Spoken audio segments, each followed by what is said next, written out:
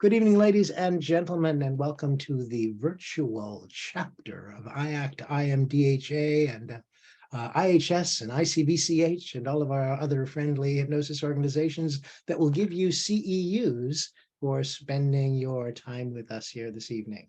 I figure if you're going to give us an hour and a half, somebody ought to give you something for it. And there you go. So log on to the website and just claim your CEUs if you're a member of IACT and IMDHA.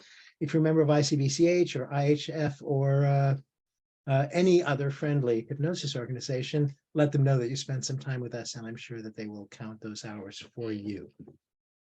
The only thing I can think of is I'm ready to share some announcements with you. Are there any other sort of pre-setup things that I'm missing, Karen? I don't think so. I think we all know what we're doing. Wow, amazing. That is How about that? Yeah, absolutely. Okay, well, announcements wise, everything's over. Today is the end of the world as we know it, and everything's over. So nothing to look forward. No, I don't mean that at all. As a matter of fact, what there is to look forward to here in Orlando, Florida, is the Hypnosis Education Association, which meets this weekend. Hopefully, the hurricane will have passed us by, and and we'll be all ready to go. So we're looking forward to that. That's about all that I can think of. We've just completed a month with all sorts of other activities. The Mid-America Hypnosis Conference in Chicago was a lovely experience, a great success, and everything was wonderful, and we all had a good time and laughed and partied and celebrated with one another, except during the comedian. So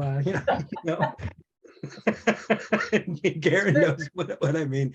Yeah, every once in a while, comedy takes us by surprise, doesn't it? But it was a lovely conference. And as a matter of fact, our guest tonight, Lisa and I, we stole away from the conference because at the hotel that we were staying at, there was a theater, the Marriott Playhouse, I think it's called. And I realized when I woke up on Friday morning that it had been, when I lived in Chicago a million years ago, literally 1979, it had been Drury Lane North. And I actually, in this little tiny in the round theater, saw Diana Ross perform at Drury Lane North. And so I had to go back and check out the theater. And lo and behold, they were doing an off-loop production, a Chicago production of Hello, Dolly. And I had a choice between spending $40 for a stage hypnosis show that I've seen again and again and again, or $60 for musical theater. And Lisa was just lovely enough to go along with me, and we had a great time. So we did. It was wonderful. So go next year, because who knows what we'll be playing. That's right. And the entertainment we've been promised that the entertainment will be much better next year as well. Yeah, probably not a comedian, maybe a juggler. So the only other thing I think that I can announce is the Certified Master Trainer training. It's just around the corner. In fact, it starts Wednesday of a week. Oh my God, it's not a week from tomorrow, is it? Oh, I think it is.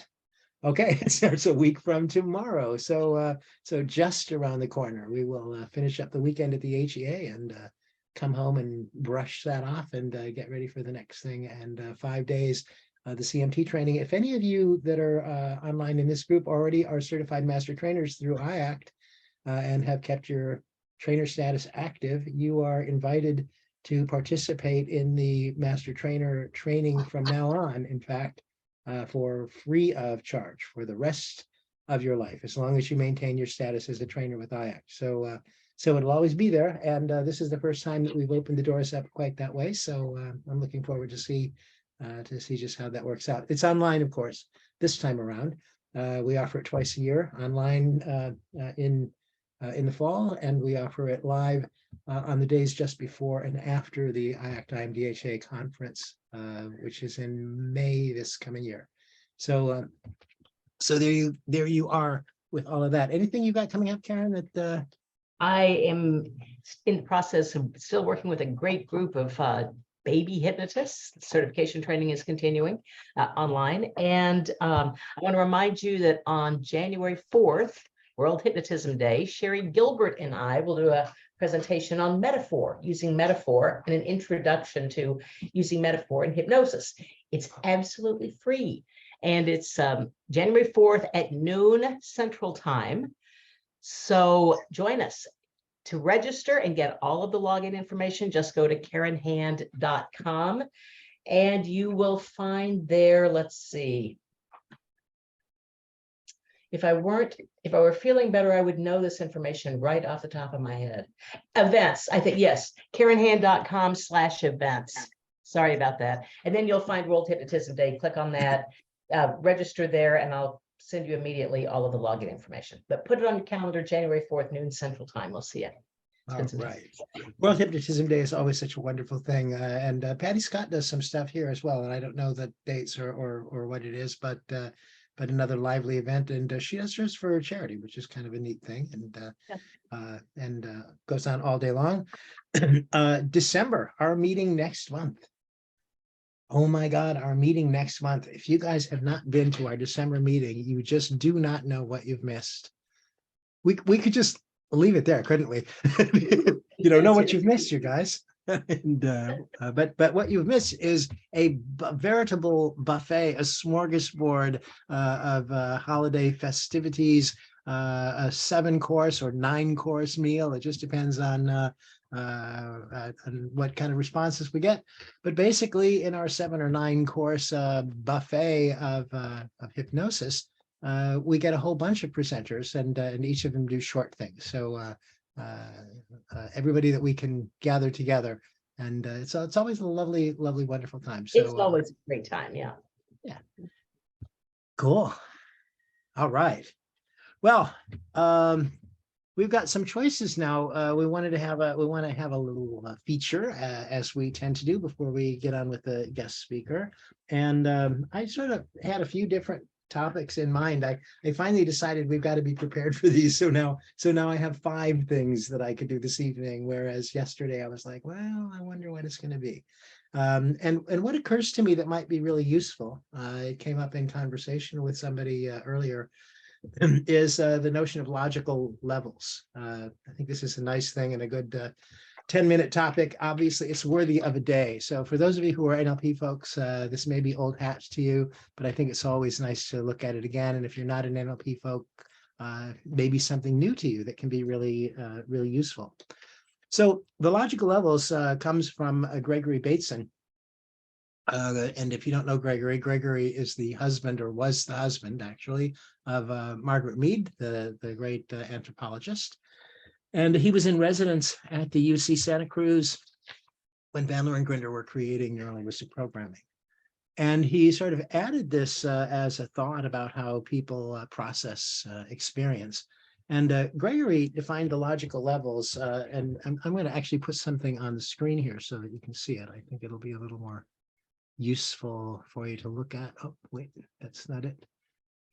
I have to remember how the software works. Come on.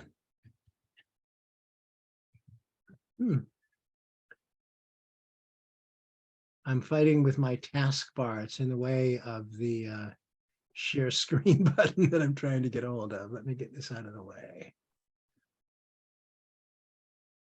Okay, supposed to do it.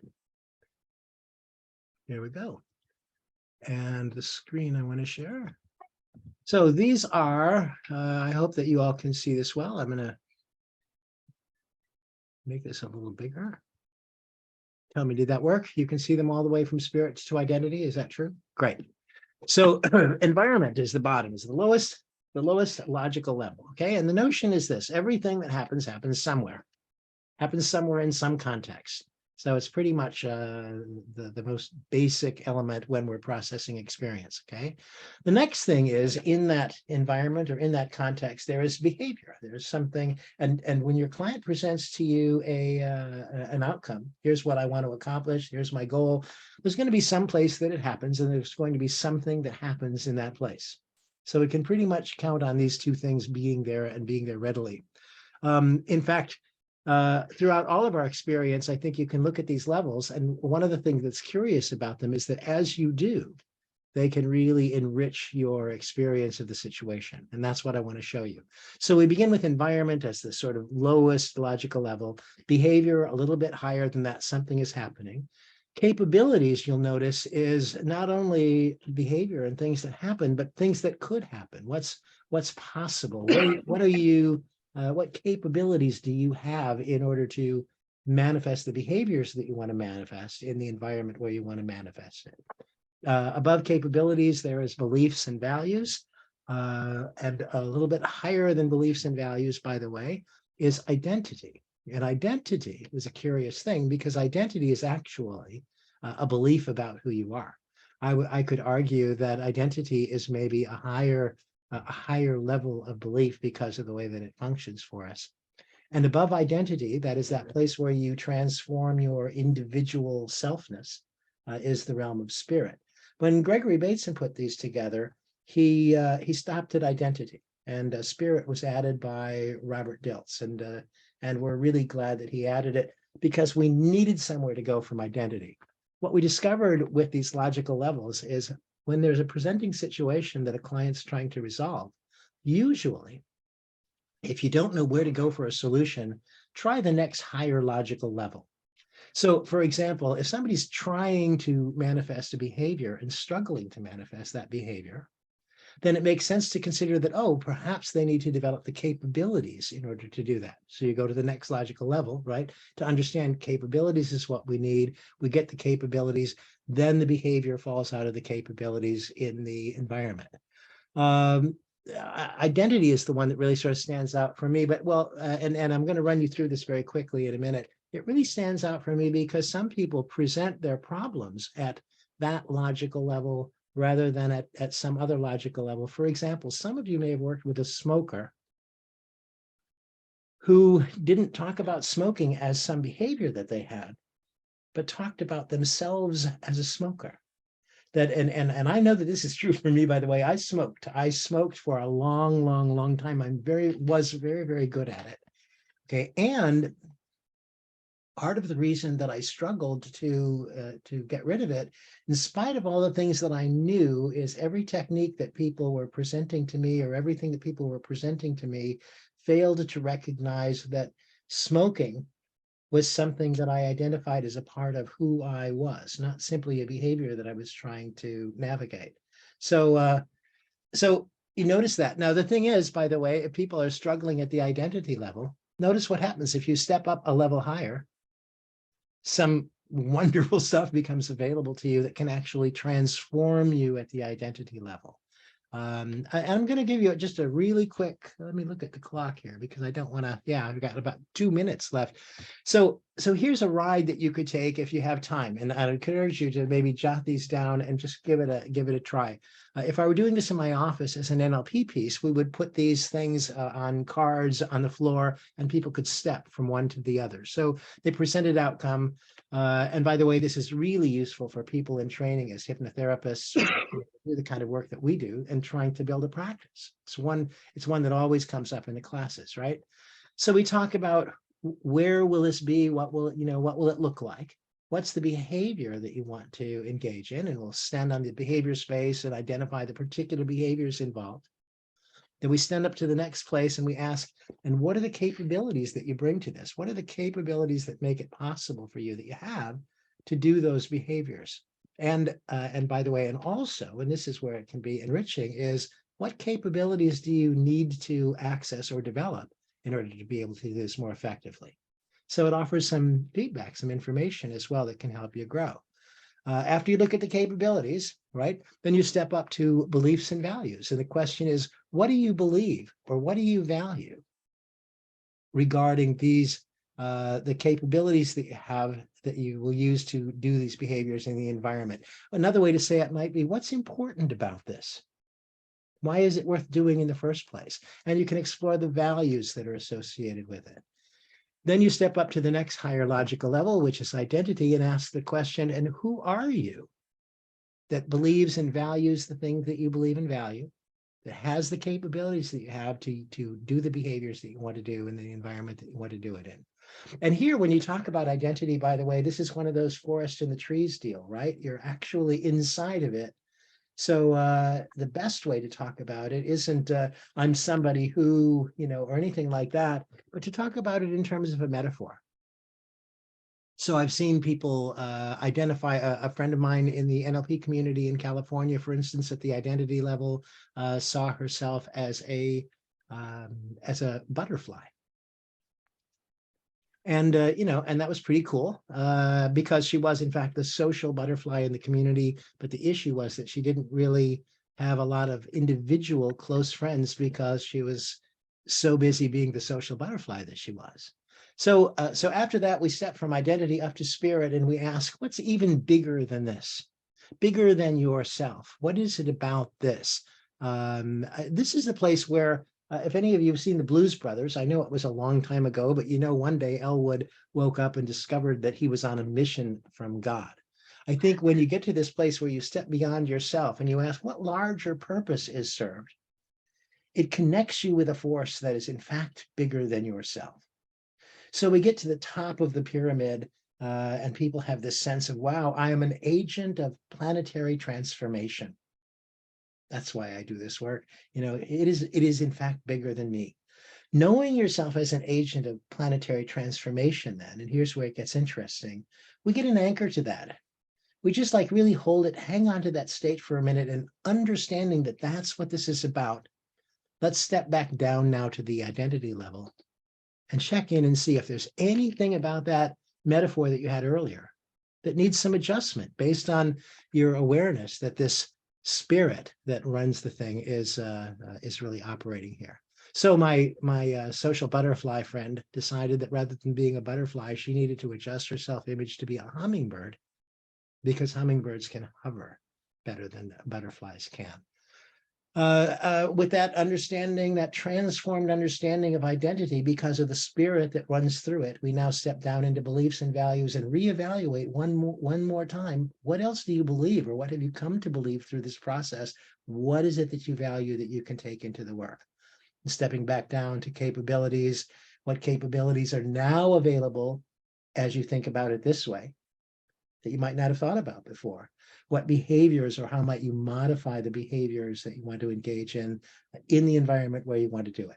So you move up the chart, gathering, you get to that spirit place, and then you take what it offers you back down through the logical levels. And it's a really enriching technique. So there you are. I've never talked about this quite so quickly in my life, but maybe if you listen to it a second time or a third time, a little bit more of it will stick. And the information is out there readily within the NLP community. So there we are. That's about all I have to say about that. I might take just a second because I am looking at the clock and I've got like 2 minutes. Is there anything that anybody needs to know about what I've just said about this before we move off of it? Going once, going twice. All right, great. So there you are, the logical levels from NLP. And again, consider you can walk them on the floor. You could put stepping stones in your backyard, which I think might be kind of a neat thing, or a garden path or something to do it. Or if you're doing it with a hypnosis client, have them close their eyes and to visualize a 7-step pyramid in front of them.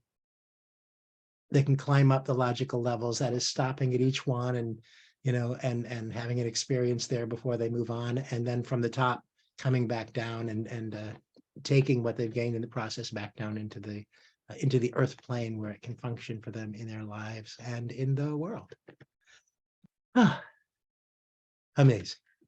All right. So I am so excited. Thank you very much. Thank you very much. I appreciate it. I am so excited about this tonight because I love the topic, even though we have a couple of topics for her to introduce you to my friend Lisa Sigsworth. And Lisa is just such a delightful woman, and I know you're going to discover that in a minute if you don't already know it. And one of the wonderful things that she brings to this work is that she spent, I believe, now I don't know if the information that I saw is entirely up to date, so it may be another digit beyond that, but at least 26 years in hospice care. Yes. So that's an amazing way to to gather the skill set that one of the skill sets that she's going to talk to us about tonight. So Lisa, welcome to the virtual chapter. We are really, really glad to have you. Thank you so much for inviting me. I really appreciate it. Thank you. One of the things I kind of like to start off with, because I was making some notes while you were talking, and I'm actually going to use what you have put forward in my presentation. If you don't mind, I'm going to show what you have actually to build into it. Just because I'm one of those people who like to build into things. But I'd like to start out with a quote from Aeschylus. There is no pain so great as the memory of joy in present grief. A lot of times when we're working with people who have lost somebody and we're working with grieving and loss, one of the things that over the years, over and over, I hear is it's so hard to be joyful. It's so hard my memories are so painful. And it's the memories and the emotions that are attached to the memory of being joyful and being happy and the loss of what's happening during that time frame. And one of the things about the identity of grief can actually start at the very bottom in your environment. It's an environmental disruption. The disruption of patterns that happens whenever we're in there in an environment and what's going on, our environment has been upside down. Behavioral adjustments, when the behavioral patterns that are coming in and what's working with behavioral patterns coming in and working with the people that we do. Loss of capabilities. They used to be capable, or they felt more confident, and that loss of capabilities. Belief destruction. They had a belief system, and in that belief system, they no longer have that comfort that happened whenever they believed in God or they believed in a higher power or what was happening to them. And so the destruction of what's happening kind of comes in. Self-realization, actualization of what's happening during the grief and what's happening to them in the very beginning part of grief. I have spent it's almost 33 years. I started out in hospice in 1989 as a volunteer. I got out of education and went into hospice. I found my mother dead. She had cancer. I was not prepared. I took a 400 level sociology class by an excommunicated nun who taught me that there were things out there that was a lot different from my little worldview. I then began my journey into hospice by way of being an oncology nurse first. So over the years, I have had the absolute joy and nightmare that comes with working in the field of grieving and loss, and self-actualization on my own self to be able to move forward and learning and teaching and helping people through the end of life care. One of the things that everybody talks about when it comes down to grieving and loss is what happens, what's that next step? I've lost my loved one, or maybe I'm losing my own life. Someone who has come to you and they've been told that they're going to die, that they've been given a limited life expectancy. The very first thing that we come across is Elizabeth Kubler-Ross's 5 stages of grieving and loss. And the very first one is denial. As Janet said earlier, it's not a river. It's not a river. But it's also one that I will also use an interchangeable word of ignorance. If I ignore the situation, then I will not have to deal with it. And it's not ignorance at all. It's ignoring the situation in the denial. The second step is anger. Then we have bargaining, depression, and acceptance. during those stages that we have been told all of our life on this little thing about, well, if I ignore it, maybe I won't have to deal with this and it'll just resolve itself without me having to put anything out there. Mama shouldn't have smoked all these years. People who have come to you because someone else wanted them to quit smoking. It's not that they wanted to quit smoking, it's that somebody else had told them that they needed to smoke. Maybe the doctor told them you have lung cancer and it would be better for you if you did quit smoking because it's going to be harder for you later on with oxygen and different things. And what they come to you with is that information, and they're not really that interested in quitting smoking. For them, they see it's already too late anyway, so I might as well go ahead and enjoy my last few cigarettes as I'm here on this earth. Anger with the family, how do they deal with that? Bargaining, how many times have they made a phone call, or where have they gone to seek out more treatments? The depression that they accept that they're seeing in themselves as lost life, lost opportunity, their belief destruction, as we went through earlier, the environmental disruption. All of these all interplay into each other whenever we're putting together our care plan in order to be able to help somebody at the end of life working their way through this. One of the things that I find to be kind of helpful is I have a tendency to categorize people. I'll sit there and I'll try to figure out what's going on with them. The pandemic actually upended so many different things with us whenever we started looking at the grieving and loss factors. One of the biggest things that I have found is something called disenfranchised grief. Now, that's a different word.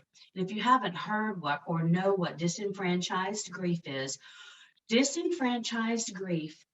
grief that has not been able to express itself in our daily activity and what we normally see as normal grief processes. We're not able to publicly mourn. You say, well, that's kind of an odd thing. Well, during the pandemic, our whole processes were upended. It was disrupted. We were not able to do what we normally do for grief. When we lost somebody, we didn't get to go to a funeral. Our loved one or the clients that we work with, because I'll say clients, you may hear me say patient because I'm a nurse. And so it's every once in a while I'll say patient versus client. But when we're working with them, their loved one went to the hospital and they never saw them again. They just disappeared. They didn't see what happened. They went to the hospital. They were told that their loved one died, but there were no physical ability to see them. They weren't able to say goodbye. The funeral home called them and they had maybe cremated them. Something happened, they're not able to have a funeral. So disenfranchised then means that they were not able to publicly mourn like they normally do. Now, during this time frame, disenfranchised grief does not necessarily mean that type of grief either. Disenfranchised grief can be the mother who had an abortion. Maybe she wasn't able to publicly mourn because everybody in her group was not able to tell her or talk to her or go with her through that journey because she did not feel that she could talk about this.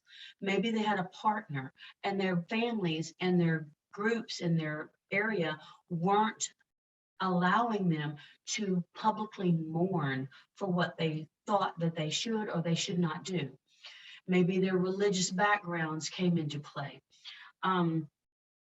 Compounded and chronic grief on top of disenfranchised means that you had one grief that continued and then you added another layer and you added another layer. You had a death, you lost your job, you lost your freedom, You lost your ability to make a living.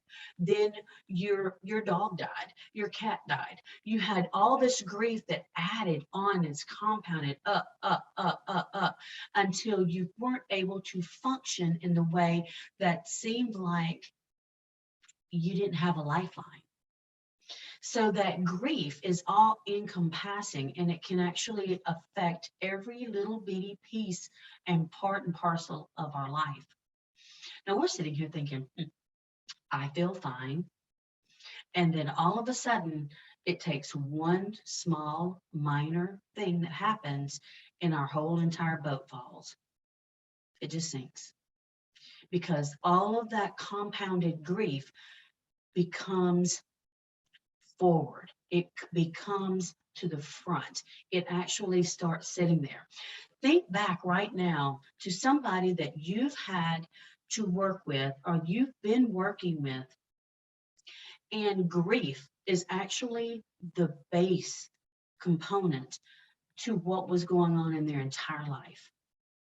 From the time that we're born, from the time that we open our eyes, we are in grief. You're like, well, that's crazy. That doesn't sound right.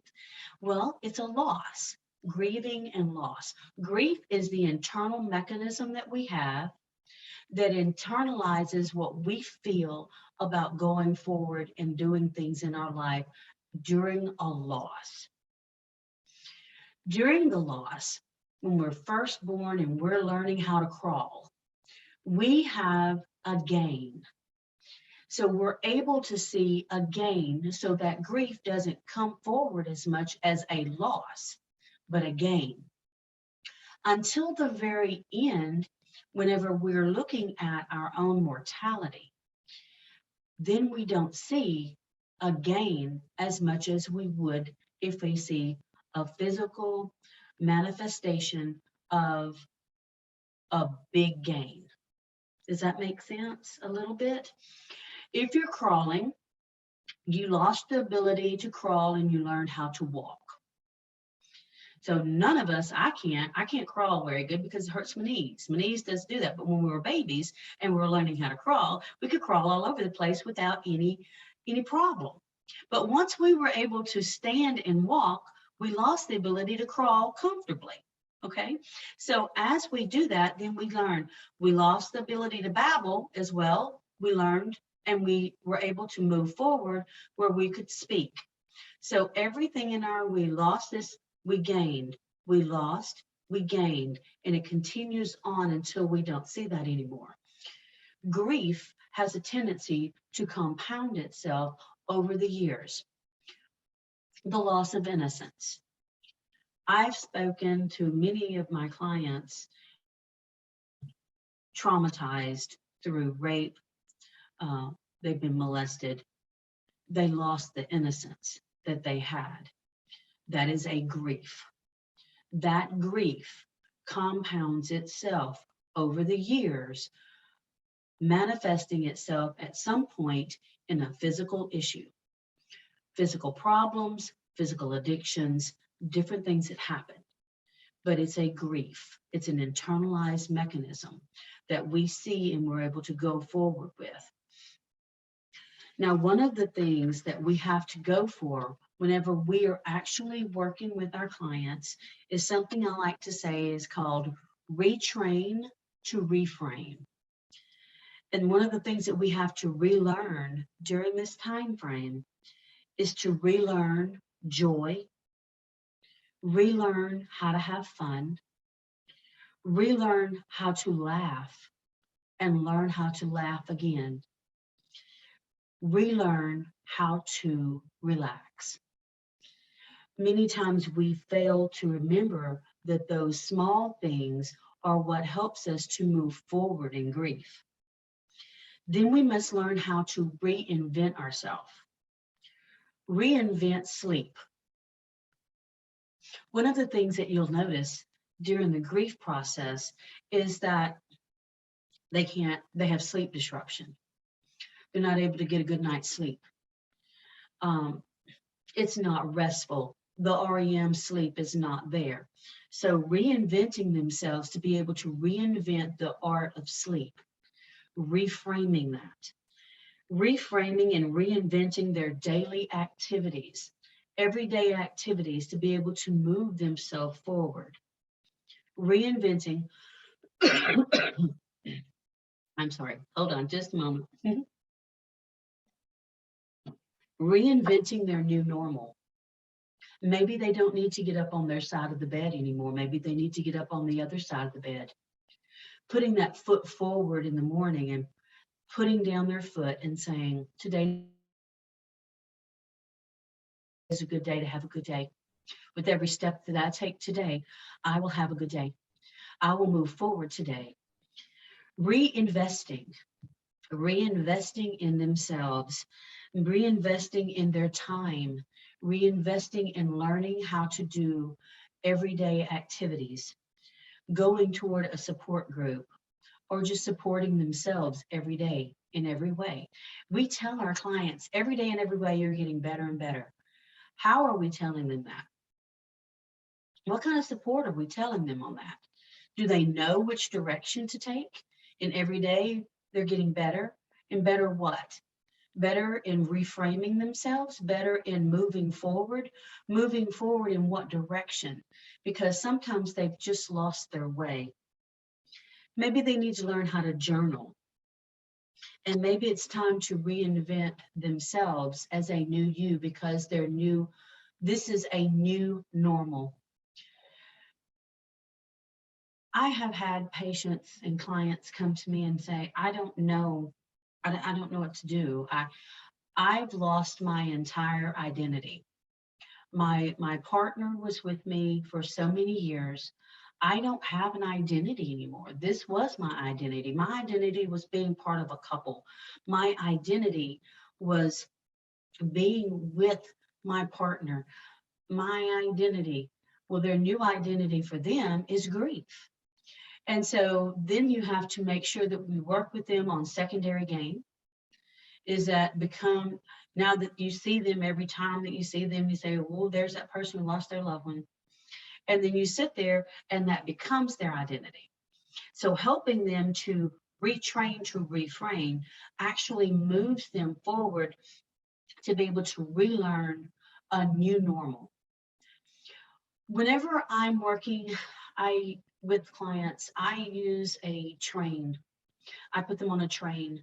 I do a forward motion to be able to go forward so that they can actually see the loved one, talk to them, say goodbye. If they weren't able to say goodbye during the pandemic, or maybe they were in a car accident. It doesn't have to be pandemic.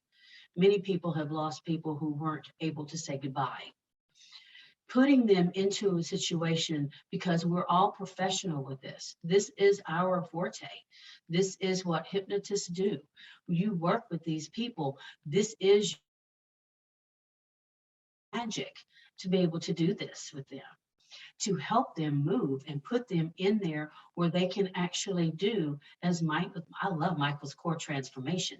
This is absolutely an amazing time to be able to help them to retrain themselves, to reframe their entire life and their entire situation to be able to go forward.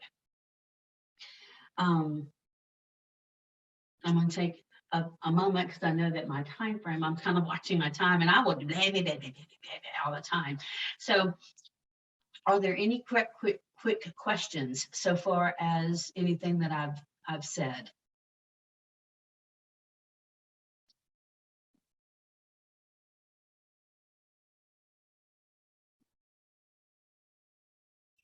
I discovered my microphone was muted. I was noticing, I've been doing the stress program and stuff for a while, and recently was looking at a definition, a description of stress, where they say stress is something that occurs when something that you value has been threatened. And having held that way for the last couple of months, thinking about it that way, when you started talking, I recognized that grief is what you experience when something that you value is lost. Yes. And I like the way that those ideas fit together for me. So thanks. It's stress, and it is a high stressor. It's one of the top stressors that people will have in their life. And what they don't, sometimes what we fail to remember too, is compounded grief is stressors upon stressors upon stressors onto the body. And it can almost always be rooted back in a grief and a loss. Loss of innocence, loss of ability to function, loss of freedom. And if you think about it, if you have an elderly person who's being put into, you said the villages, but if they've been put into from their freedom from being in a home, in their home, and they're being moved by their children into something, into a home or different thing, this is a grief. It's not only a grief, but it's a loss of identity, a loss of freedom, a loss of everything that they've known. Whenever we're told or we tell somebody in hospice that they've been given a limited life expectancy, they have all of a sudden been thrown into a existential crisis. What is actually going to happen when I die? Where am I going? What am I doing? What is out there? Depends on what their actual belief systems are.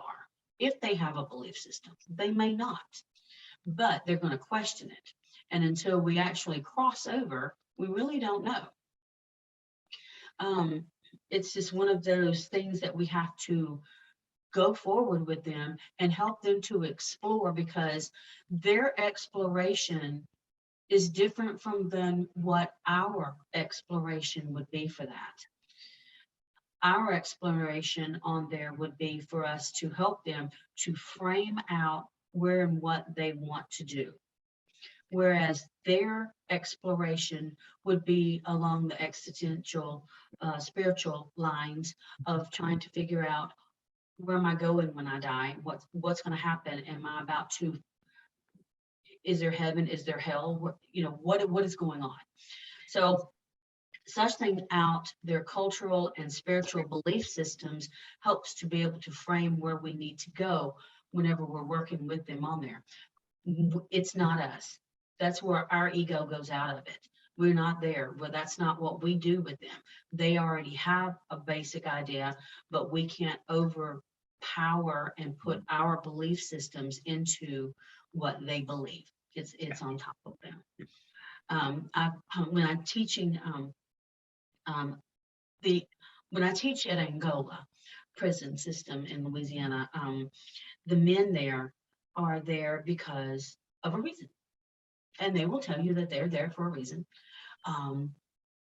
And working with them at the end of their life and working with to try to formulate for them something to be able to move forward is hard.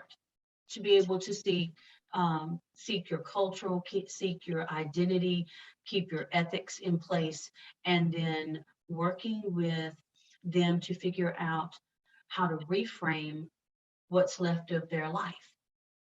When we have someone come to us, we're working with them in those same parameters with grief, and to be able to work outside of our comfort level, because what's comfortable for our client may not be comfortable for us. But we always have to be able to make sure that when we're talking to them at the end of life, that we uphold what they want. One of my really good friends passed away not too long ago, and I've seen him as a client for the last 3 years. His partner died, and he had trained as a priest. He was a priest. He still was. When he passed away, he was a priest. But he had stepped out of being a priest because he had fallen in love with his partner and they had gotten married. After 36 years of being together, he had lost his partner. He came to me and we sat down and we worked several different areas of grief. But the biggest thing that we found out when we went all the way down through uncovering all the levels, was that he had lost his identity. He didn't have an identity. He had gone from being a priest, and from the time he was little, he was raised by his aunts were nuns. So they had worked with him since the time he was little, knowing that he was going to be a priest. He went all the way and trained in Italy, in Rome. And so when he came back and then he fell in love with his partner, he was with his partner for so long that when he died, he lost his identity. So sometimes when we're working in grief, we're having to actually work with our clients on retraining and reframing their identity, because it is the loss of everything that you've gone over, Michael, earlier. That was absolutely amazing. The environment, behaviors, their capabilities, belief and value, identity, and then spirit. Every one of those levels have a tendency to be completely disrupted when we're working with grief and loss. But identifying those areas actually is one of the amazing things that we can do to be able to go forward and help our clients. And when we're sitting there as a hypnotist and we're sitting going, the NLP, which ones of these can we use? It's whichever one that suits the situation that you're comfortable with. How do you EMDR? Are you going to do that? Are you going to do regular hypnosis? Are you going to do, what are you going to do? Identification of the stages will help you to be able to move forward at a grief and loss, to be able to work with them in reframing and retraining. Questions? I know one thing I'd let, please, Wes, go ahead. I'll open up your microphone. Lisa, this is an amazing presentation, with your background as a nurse, and my God. What I learned from my experience, I used to work in hospice for 5 years, and that very thing that people arrive to that point in life and they want to know who they are. Elizabeth Kubler-Ross defined death as a final stage of learning. Yes.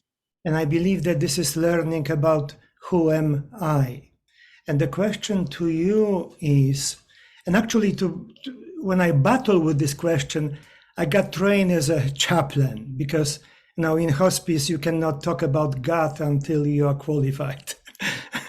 So the challenge, and then when I became hypnotherapist, I said, my God, look, the whole dying is a huge hypnotic trance, particularly in hospice when we have long dying. And then some people choose to have a pain, to be conscious while dying. They refuse analgesic.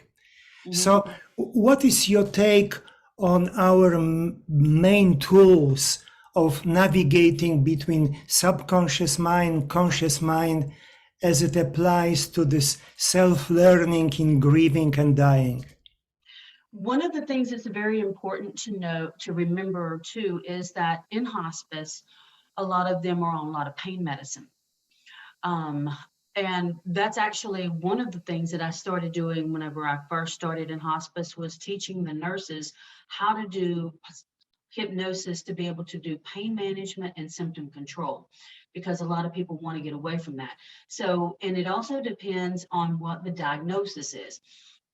You wouldn't want to talk with somebody with existential if they have Lewy body dementia. Lewy body dementia, of course, is one of the ones that are, they get really combative. So taking into account, let's say a person who doesn't have dementia, we'll go with a cancer patient. That'll help to be able to do that. Just reframing. how an existential crisis and working with them at their level that comes in, finding out their level. Whenever you're working, especially with as a chaplain in hospice, when I first started out in hospice, we only had PRN chaplains. We wound up doing a lot of that ourselves. And so we had to learn how to pray. I started studying all the different religions then, back in the early 80s, to be able to work with them. But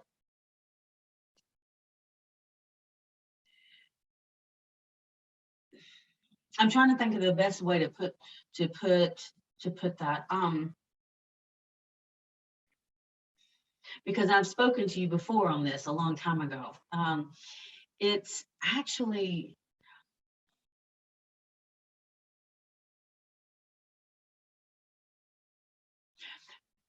tell you what, Rocky, what have you done with that before? But you're on mute. I help people to have bigger containers. So, for example, I didn't call the end of life care. I call the end of life as we know it care. Yeah. And I did my best to be supportive in the curiosity. That is very important moment. It is not ending of anything, of if this is ending, is important ending. And as you said, with the diagnosis, with all this and with grieving, the world collapses, the universe collapses. In the moment when we get into the mystery of something huge, and as you said, we as a hypnotherapist, we are kind of magicians, alchemists. Yes. We have tools to safely open people up to this huge potential without telling them what is there, so they can hold what, because they arrive to this stage of life with tremendous experience, right? Now they can hold and process into self-discovery, so they can arrive in the level of spirit Michael referred. And from that, as Elizabeth Kubler-Ross suggested, that the dying person can turn around as long as they are breathing. Yeah, there is, well, we'll go over that one later, but I wrote a book, and in the book, Crossing Over, I go into the ability to let go mentally. There's lots of different things, and Elizabeth Kubler-Ross did a wonderful job of working with the 5 stages of grieving and loss. And then also Barbara Carnes wrote a wonderful little book called Gone From My Sight, which goes into the physical components of dying. What everybody is told, this is going to happen so many hours before they die. This is going to happen. This is what the physical body looks like. This is how it progresses. However, working with somebody mentally to be able to let go, be able to move into the ephemeral part of being able to move into the spiritual realm itself, letting go of our known world, because one of the biggest things is what happens is that the physical realm is where we have to be able to move past, because we need to learn how to see beyond the veil. And that's very difficult, because we're a very concrete species here in this spot. We see things through our eyes, and that's what here. We see what's here. And learning how to let go of what we see here is very difficult. And so getting someone at the end of life to be able to move forward just a little bitty bit beyond that into the spiritual realm is where we excel as hypnotists, because that's where we can actually sit there and put the vision into play for them. Putting a vision up for them is what we do. We retrain our minds. We sit here and we tell somebody, you're on a beach. Okay, well, you're on a beach. You're going to be on that beach, and here comes the little birdies, and here comes this, and here comes the water, and hopefully there's not a hurricane. But we sit there and we give them the vision of what we want them to see. So giving them and playing and putting that vision together for them at the end of their life is very important. Working with the widow who has lost her vision in life, or a man who's lost the widow who's lost their loved one, or the mother or father who's lost their child, because the loss of a child is out of order.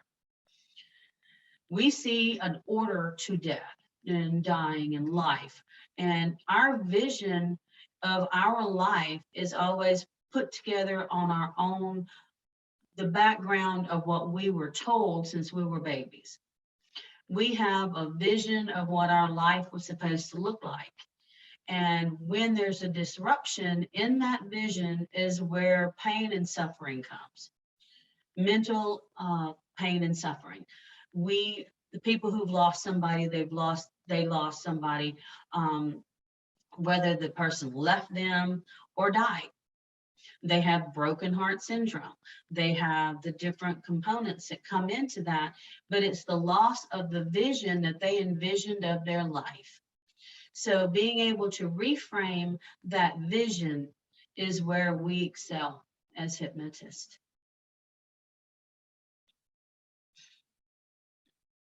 Did that kind of answer you on that?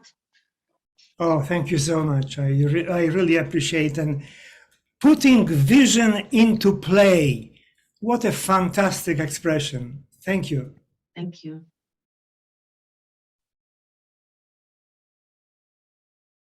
Any more questions? Yes. There's a theme. Oh, I'm sorry. I think you were about to call somebody. Just when you were talking about loss of vision, just for a moment, I also have a note when you were talking earlier about losing the ability to crawl as you gain the ability to walk. And I don't know if it's in the cosmos or what, but this is kind of a theme that I've been working on in the last week or so, and a presentation that I did, in fact, that I did last evening. And it was about, I've actually been calling it loosening your grip. But the idea, the metaphor in my mind is everybody that's ever been on the monkey bars knows, you don't get to go to the next rung until you let go of the one that you're on. And it's lovely for me to reframe all of this as being loss. Sounds like such a final thing. And now in this light, it sounds more like a prerequisite to transition. And that just makes it really beautiful. Yes. By the way, and forgive me for putting this in here, but because we are talking about loss, and you were talking about the experience of the widow, for example, and you've mentioned loss of vision. I'm also I'm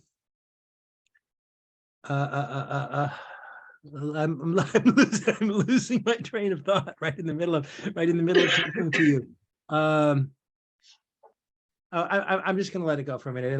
It'll come back around, and I think somebody else had a question. I believe you were about to call on them. Is there somebody out there with a question? Perhaps not.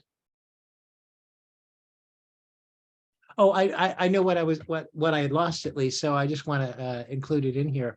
Another thing that comes up, I think, for some of us in therapy, particularly people who work with women,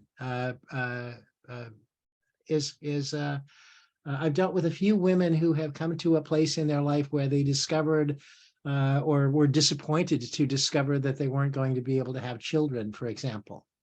Mm-hmm. And I think prior to that, I'd never thought about these things as being grief events, but of course, there was this experience of this is how I hold the world, this is what I expect to have happen, and now that's been removed. And moving on from that similarly seems to involve the same toolbox.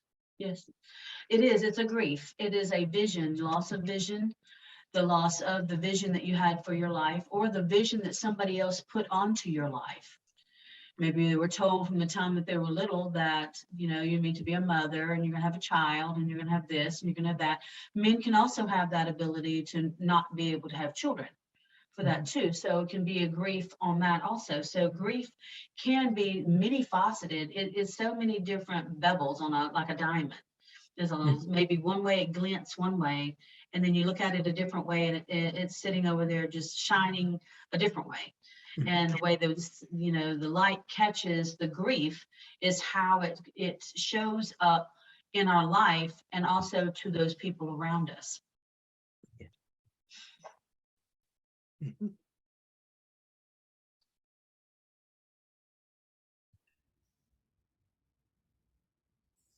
Yes, Rocky.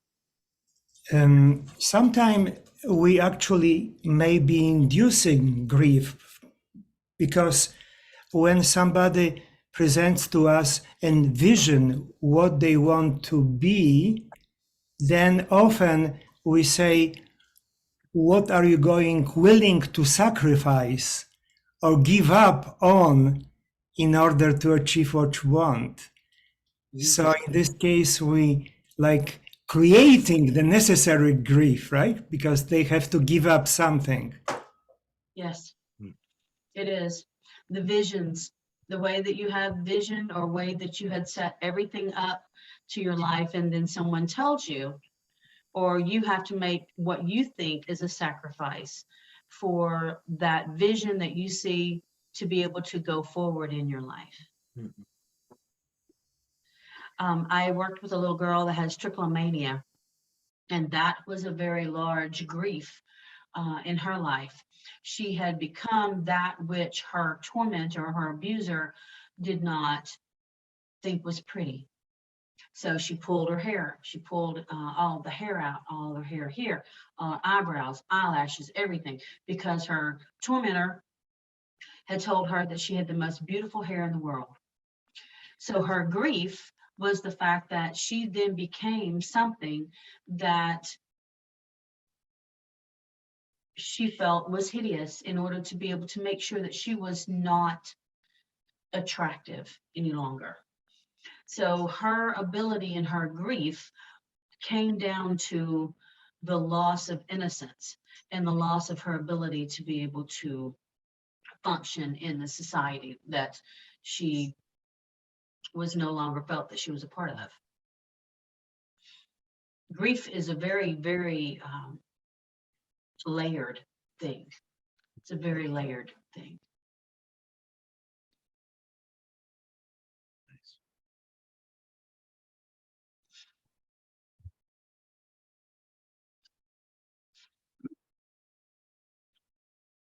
Well, I've gone through all of mine.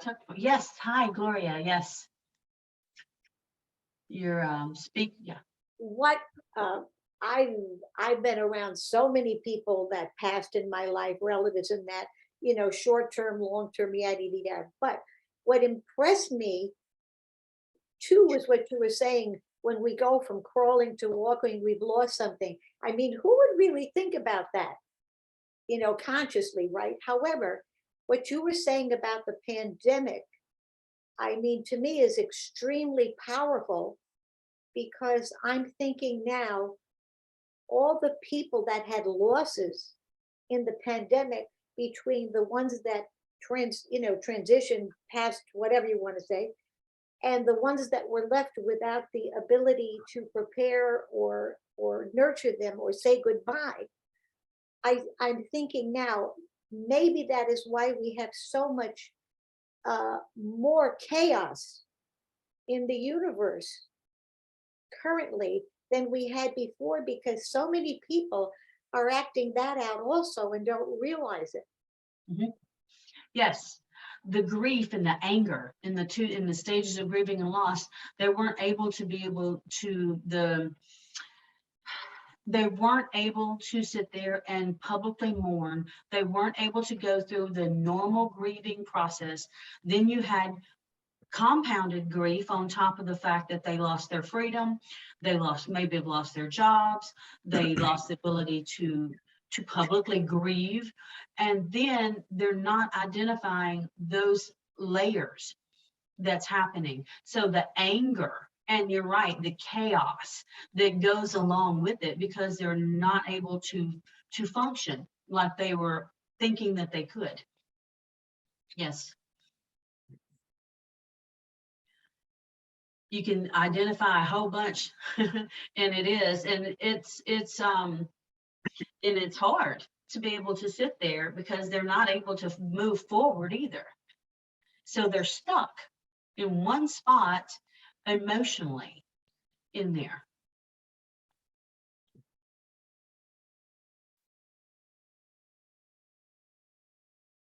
Lisa, when you work with grieving client, how do you find whether this is completely healthy process for this person, or whether the grieving is going towards pathology when you need to kind of intervene more?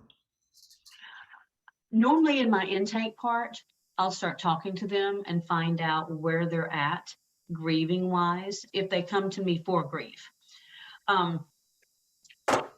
We've kind of gotten away from what we classify normal grief.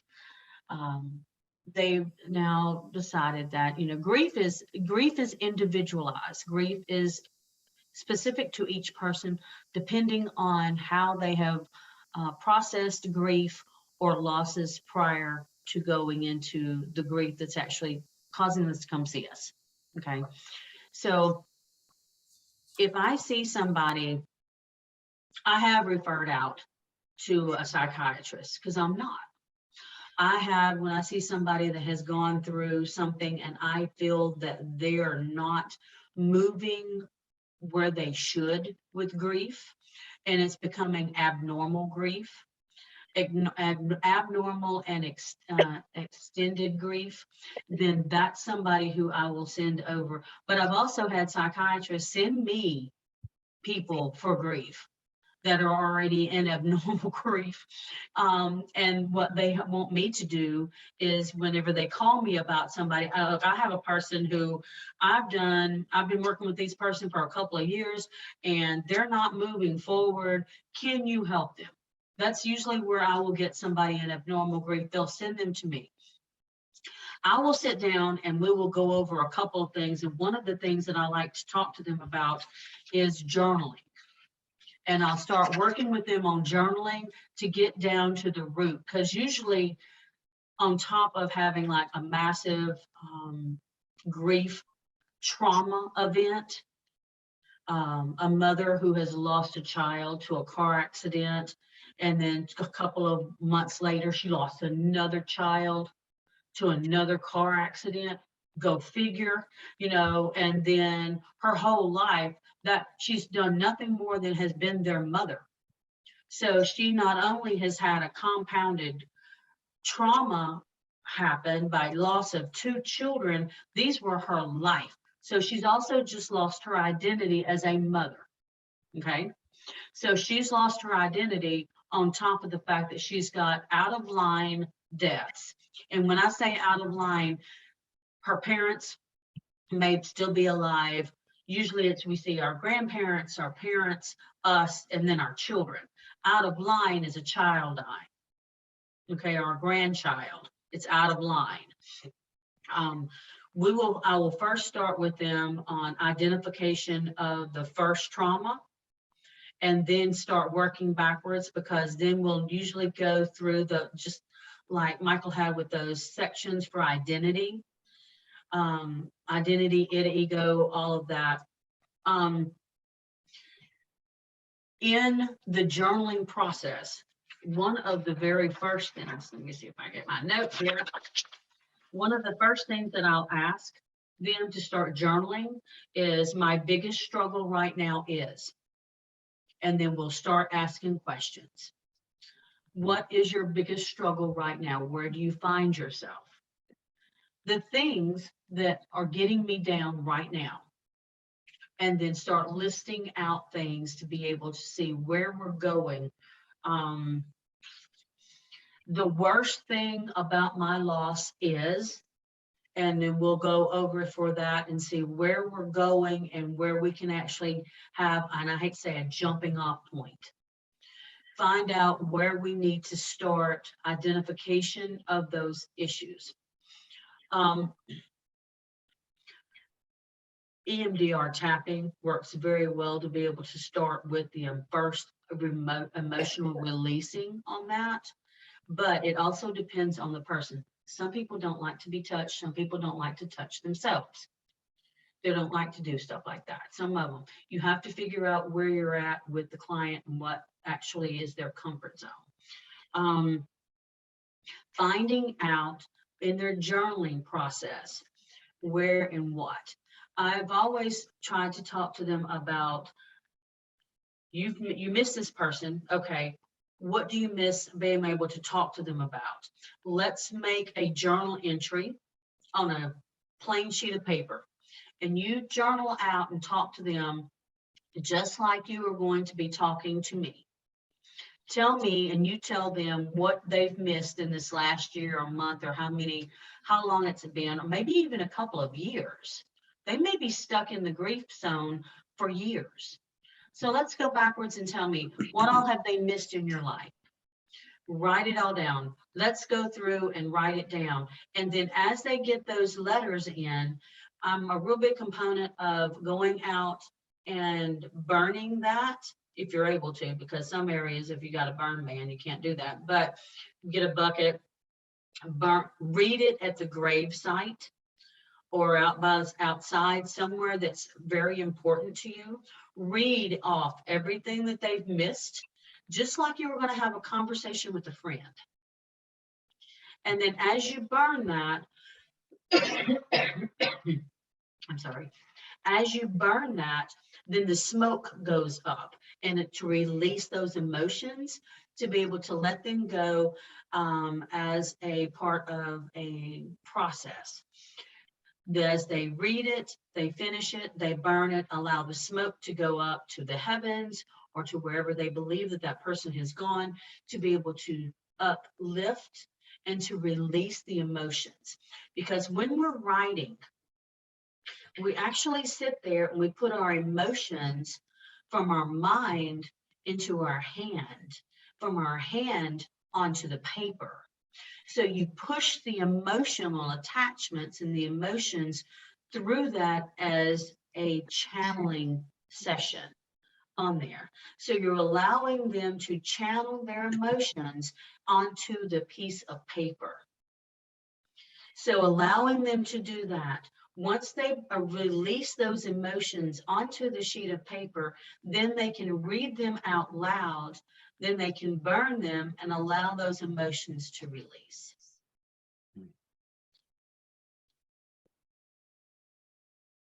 Nice. You're welcome. Powerful, powerful. Lisa, I want to make sure before the time is just yeah, flying yeah. by. We've got 10 minutes to go. So I want to make sure that we've taken a moment to. I put in the chat room your contact information. Oh, wonderful. Thank you. I don't like saying people's phone numbers on the Okay. recording. So it's there for those of you who are here, and you can see it, but it's also simply her email address is Lisa Sigsworth @gmail.com. So pretty easy to remember. And Lisa, the thing that I'd love for you to be able to tell us about is that I understand that you do trainings for people that are like professionals and stuff.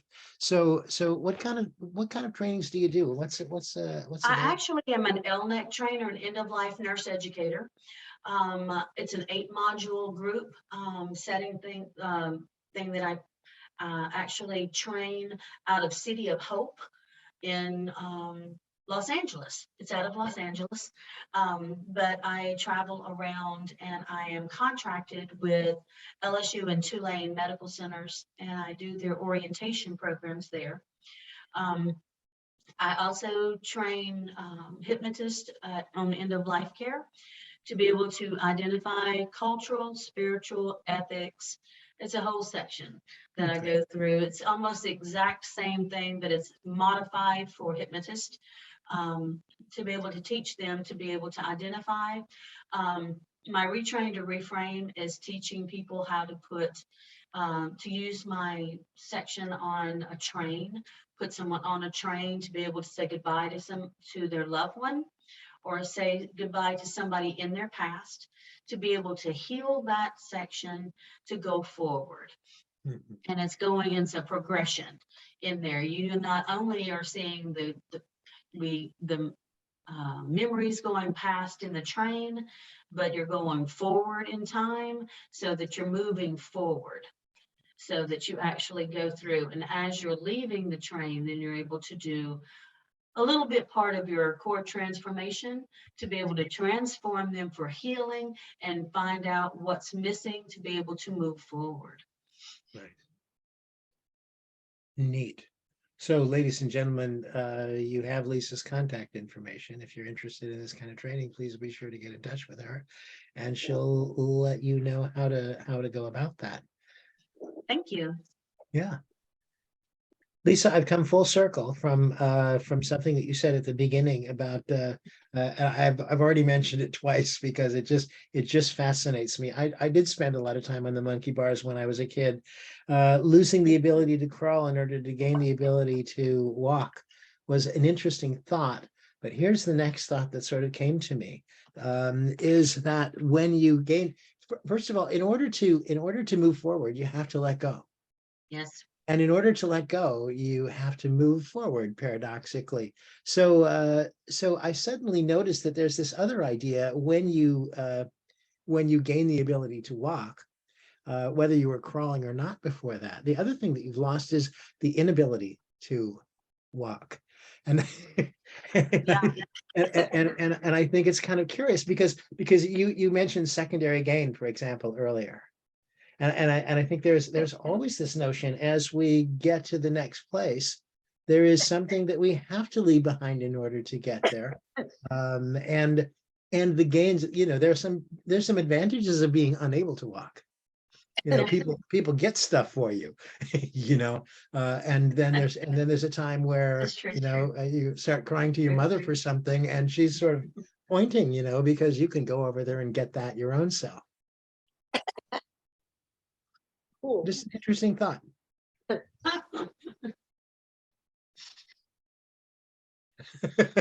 Well, I silenced the room with that one.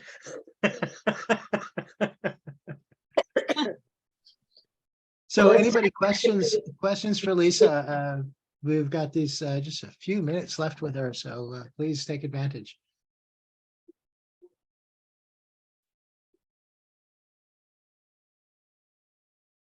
I'll just say, it's Jessica. I'll just say thank you so much, Lisa, for talking about this tonight. It is the same topic I'm talking about at HEA this weekend. So I'm going to share this reference virtual chapter and you with everyone there as well, because you did excellent. Thank you so much. Thank you. I appreciate that. Thank you. Cool. Thank you, Lisa. That was amazing. Wonderful. Thank you. And I have a recommendation for Karen. Have you ever tried this? It might help you feel better. I have, is that over the counter? Yes. Yeah, you take, I think there's like 3 little things. You just empty the little thing under your tongue every 6 hours, I think, until you've used up all 3.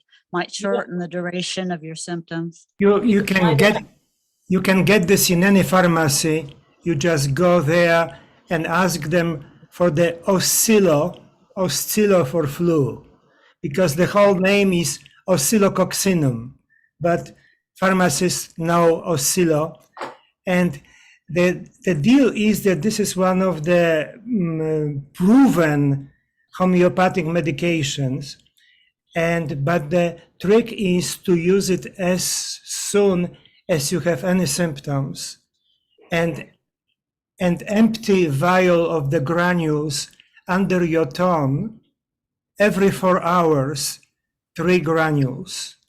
And while doing this, avoid like brushing your teeth immediately or coffee, whatever, which will interfere with homeopathic.